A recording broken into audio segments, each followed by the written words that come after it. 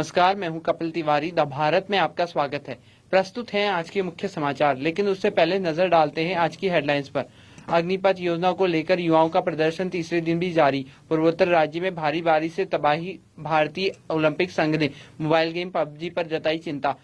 अग्निपथ योजना के तहत सेना की रेजिमेंट प्रणाली में कोई बदलाव नहीं। उत्तराखंड विधानसभा का सत्र तीसरे दिन भी रहा हंगामेदार। आप समाचार विस्तार से। अग्निपथ योजनाओं को लेकर युवाओं का प्रदर्शन तीसरे दिन भी जारी है। बिहार में कई जगहों पर युवा सड़कों पर उतरकर नई परियोजना का विरोध कर रहे हैं। इसके अलावा उत्तर प्रदेश में भी दूसरे दिन विरोध प्रदर्शन जारी है। खबर है कि आज सुबह बलिया के रेलवे स्टेशन पर भी तोड़फोड़ की गई।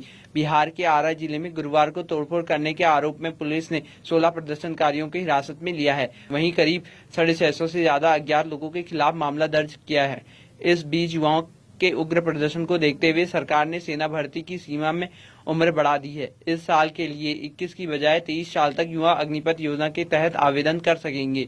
तो दूसरी ओर भारी बारिश ने पूर्वोत्तर राज्यों में कई इलाकों में तबाही मचाई है। असम, मेघालय, त्रिपुरा, नागालैंड और अरुणाचल प्रदेश के कई इलाकों में गुरुवार को भारी से भारी बारिश हुई, जिससे स्थिति खराब हो गई। मौसम विभाग ने अगले 5 दिन तक इस क्षेत्र में और बारिश होने का अनुमान जताया है। वेदरमैन ने अगले 5 दिन तक सभी पूर्वोत्तर राज्यों और आसपास के उप हिमालयी, पश्चिम बंगाल और सिक्किम में भारी से बहुत भारी बारिश होने के साथ गरज के साथ बौछारें पड़ने की भी भविष्यवाणी की है। मौसम विभाग के मुताबिक बिहार और झारखंड में 19 जून तक, ओडिशा में 17 जून तक भारी बारिश की संभावना है। तो वहीं परमाणु हथियार के निर्माण व रखरखाव पर भारत ने एक साल में करीब $1 अरब से ज्यादा का खर्च किया है। वैश्विक परमाणु हथियार के खात्मे पर एक रिपोर्ट के मुताबिक दुनिया के परमाणु हथियार संपन्न 9 देशों ने 2021 में अपने परमाणु हथियार कार्यक्रमों पर कुल $82.4 अरब खर्च किए, जो 2020 के मुकाबले 8% ज्यादा है। 2021 में वैश्विक परमाणु हथियार में खर्च उल्लेखनीय वृद्धि देखी गई। रक्षा think tank Stockholm International Peace Research Institute ने दावा किया कि भारत के पास जनवरी 2022 में 160 परमाणु हथियार थे और ऐसा लगता है कि वह परमाणु हथियारों की संख्या बढ़ा रहा है।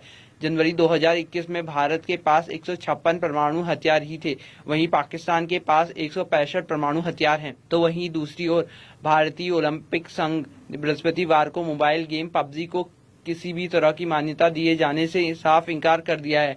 संघ ने राष्ट्रीय बाल अधिकार संरक्षण आयोग की ओर से इस बारे में लिखे गए पत्र के बाद यह सफाई दी। बाल आयोग ने संघ के अलावा सूचना और प्रौद्योगिकी मंत्रालय से पूछा कि जब सरकार ने गेम को ब्लॉक कर दिया है तो नाबालिग इसे कैसे डाउनलोड कर रहे हैं।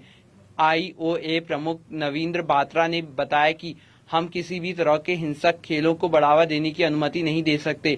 सच यह है कि ई स्पोर्ट्स हमारे पास आया, लेकिन हमने इसे अभी तक मान्यता नहीं दी है। तो अब बात करेंगे देश में राज्यसभा चुनाव के नतीजों को लेकर के।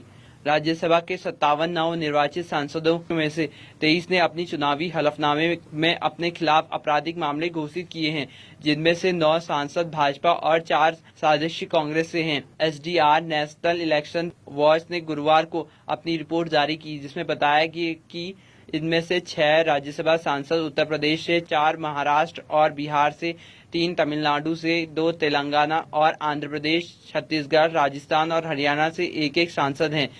एसोसिएशन फॉर डेमोक्रेटिक रिफॉर्म्स और नेशनल इलेक्शन वॉच ने कहा कि यह रिपोर्ट इस महीने राज्यसभा के लिए चुने गए सभी 57 सांसदों के स्वयं बंधु हलफनामे के विश्लेषण पर आधारित है। तो अब बात करेंगे प्रधानमंत्री नरेंद्र मोदी की।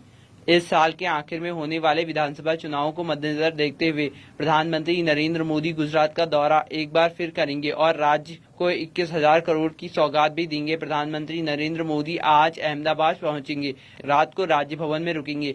प्रधानमंत्री नरेंद्र मोदी कल 18 जून सुबह 9:15 पावगढ़ में पुनर्विकसित श्री कालिका माता मंदिर का उद्घाटन करेंगे। मंदिर का उद्घाटन करने के बाद कल सुबह 11:30 बजे विरासत वन की यात्रा करेंगे। दोपहर करीब 12:30 बजे वडोदरा में गुजरात गौरव अभियान में भाग लेंगे। इस दौरान प्रधानमंत्री मोदी 16,000 करोड़ से अधिक की रेलवे परियोजना का उद्घाटन करेंगे और शिलान्यास भी करेंगे। इसके अलावा गुजरात केंद्रीय विश्वविद्यालय का शिलान्यास और मुख्यमंत्री मातृ शक्ति योजना की शुरुआत करेंगे। 18 जून को प्रधानमंत्री मोदी की मां हीराबेन का 100वां जन्मदिन है। उम्मीद जताई जा रही है कि प्रधानमंत्री नरेंद्र मोदी इस दौरे के दौरान अपनी मां से भी मुलाकात कर सकते हैं। तो वहीं दूसरी ओर अग्निपथ योजना के तहत सेना की रेजिमेंट प्रणाली में कोई बदलाव नहीं किया जा रहा है और इसके तहत लागू होने के पहले वर्ष में भर्ती की कमियों की संख्या सशस्त्र बलों की केवल 3% होगी। सरकारी सूत्रों ने देश के कई हिस्सों में नई प्रणाली के खिलाफ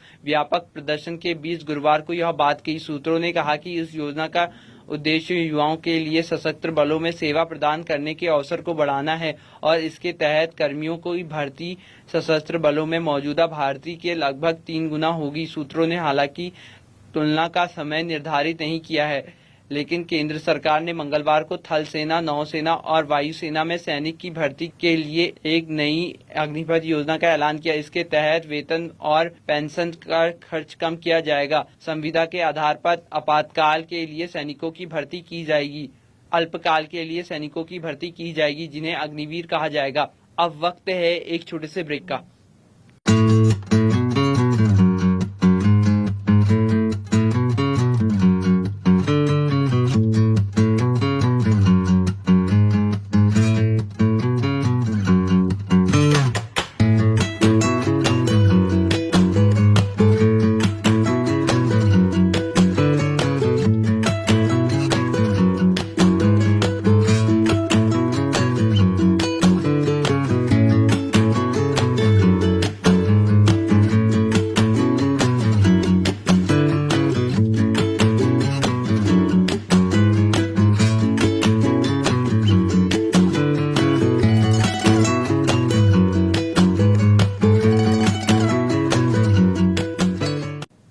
ब्रेक के बाद आपका स्वागत है खबरों में। चलिए अब बात करते हैं उत्तराखंड की कुछ प्रमुख खबरों की। 14 जून से शुरू हुए उत्तराखंड विधानसभा सत्र का तीसरा दिन हंगामेदार रहा। जिला विकास प्राधिकरण पर नियम 58 पर सबसे पहले चर्चा शुरू होते ही विपक्ष ने सदन में सवाल उठाने शुरू कर दिए और जोरदार हंगामा किया। जिला स्तरीय विकास प्राधिकरण खत्म को लेकर विपक्ष अड़ा रहा, जिसके चलते आखिर में सदन को शुक्रवार 11 बजे तक के लिए स्थगित कर दिया गया। गुरुवार को विधानसभा सत्र के तीसरे दिन जिला विकास प्राधिकरण के मुद्दे को लेकर खूब हंगामा हुआ। विपक्ष ने तीखे तेवर दिखाते हुए सदन में बजट की कॉपी फाड़ दी। इस बीच विधायक अनुपमा रावत और सुमित हृदयेश की मार्शल से भी धक्का मुक्की हुई। विधानसभा स्पीकर के कई बार कहने के बावजूद विपक्ष शांत नहीं बैठा। विपक्ष ने कहा कि सरकार ने जो जिला विकास प्राधिकरण बनाए थे वह भ्रष्टाचार का अड्डा बन गए हैं। तो वहीं दूसरी ओर मुख्यमंत्री पुष्कर सिंह धामी के लिए अपनी सीट छोड़ने वाले कैलाश गहतोड़ी को भाजपा ने बड़ी जिम्मेदारी सौंपी है। भाजपा ने गहतोड़ी को राज्य वन विकास निगम का अध्यक्ष बनाया है। सीएम के लिए अपनी सीट छोड़ने वाले कैलाश गहतोड़ी को इनाम मिल सकता है, ऐसे कयास पहले से ही लगाए जा रहे थे। सियासी जानकारों का मानना है कि विधायकी छोड़ने के बाद कैलाश गहतोड़ी का राजनीतिक ग्राफ ऊंचा होगा। इसका यह कारण है कि साल 2002 से अब तक मुख्यमंत्री के लिए जितने भी विधायकों ने इस्तीफा दिया है उनमें से सभी को पार्टी और सरकार ने सम्मान दिया है। तो चलिए अब बात करते हैं अंतर्राष्ट्रीय खबरों की।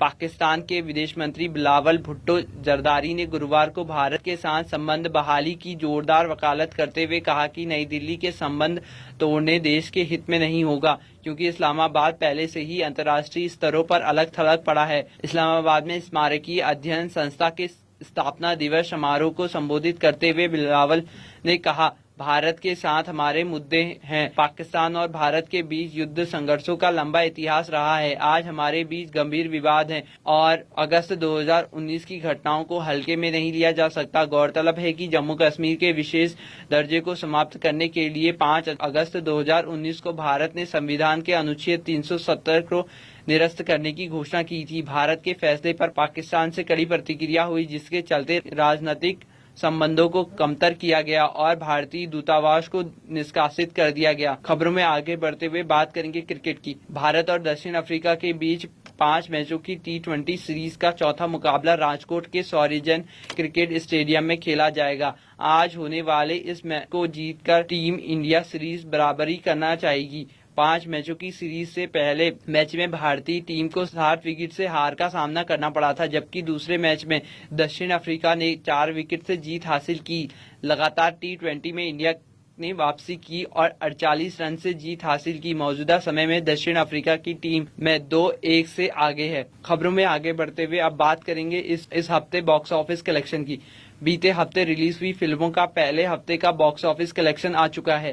पहले शुक्रवार को रिलीज हुई फिल्मों में मुख्य मुकाबला जुरासिक वर्ल्ड डोमिनियन 777 चालरी और जनहित में जारी के बीच रहा। उससे पहले हफ्ते रिलीज हुई फिल्म में सम्राट पृथ्वीराज का कलेक्शन फिल्म मेजर से ज्यादा रहा, लेकिन बजट की तुलना में फिल्म मेजर मुनाफे में दिख रही है। इसके साथ रिलीज हुई Tamil film Vikram world wide collection में डबल सेंचुरी मार चुकी है। घरेलू मैदान पर भी उसका दोहरा शतक तीसरे हफ्ते के शुक्रवार को पूरा होता दिख रहा है। फिल्म बुलबुलैया 2 की बात करें तो फिल्म बुलबुलैया 2 के बॉक्स ऑफिस पर 4 हफ्ते पूरे हो गए हैं और इसके मेकर्स अब इसे 200 करोड़ के आंकड़े तक पहुंचने का इंतजार करने में लगे हैं। इसी के साथ आज के समाचार समाप्त होते हैं। धन्यवाद।